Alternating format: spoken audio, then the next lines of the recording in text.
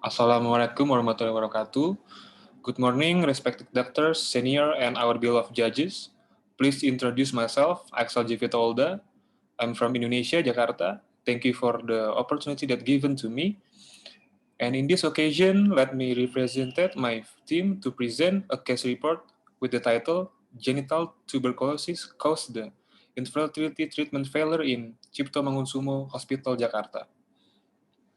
So, as an introduction, as we know, one of the most common endemic diseases in poor areas of the world and still a major world health problem was tuberculosis.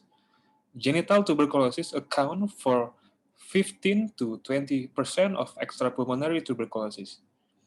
This disease could attack the endometrium and fallopian tubes, causing infertility. There was no epidemiological data regarding the number of cases in Indonesia.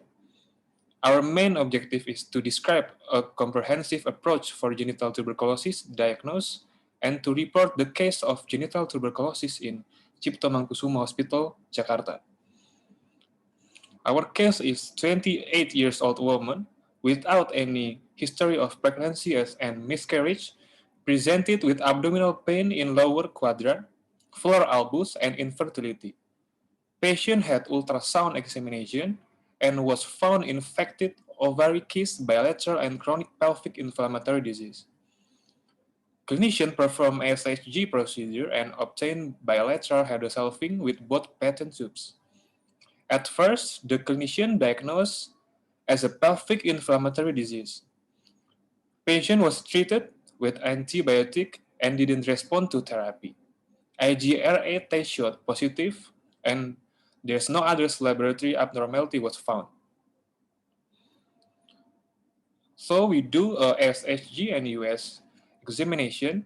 The SHG show a bilateral hydrosalping with both patient tubes, and on the US examination, we reveal a hyperechoic mass in the right bilateral tube size 32 by 31 by 53 millimeters, and left is 17 by 25 by 29 millimeters with attached fibrin and endocervical polyps. So as a discussion, female genital tuberculosis was an accidental finding during the investigation of women with abdominal pain and infertility for 2 years. The ovarium and fallopian tubes was infected by tuberculosis based on IgRA test. According to the US examination, it was seen that both ovaries shows a complex cystic mass which indicates an infection process. The imaging also shows an overview of hydrosalping. So both of these processes can lead to infertility. This disease not only causes the tubal dysfunction, but also impairs implantation due to endometrial involvement and ovulatory failure from ovarian involvement.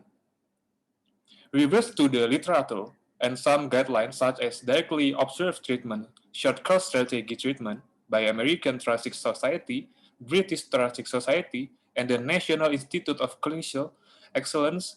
The treatment was only anti-tuberculosis drugs in combination and also applied to this patient.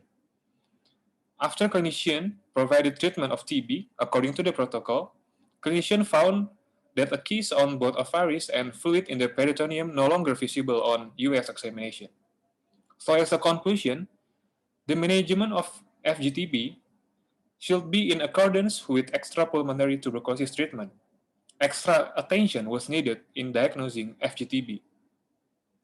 So FGTB so as not to be misdiagnosed with another disease because the clinician of FGTB was often misleading. So this is our presentation. If there's any question, are welcome. And thank you for your attention and have a good day.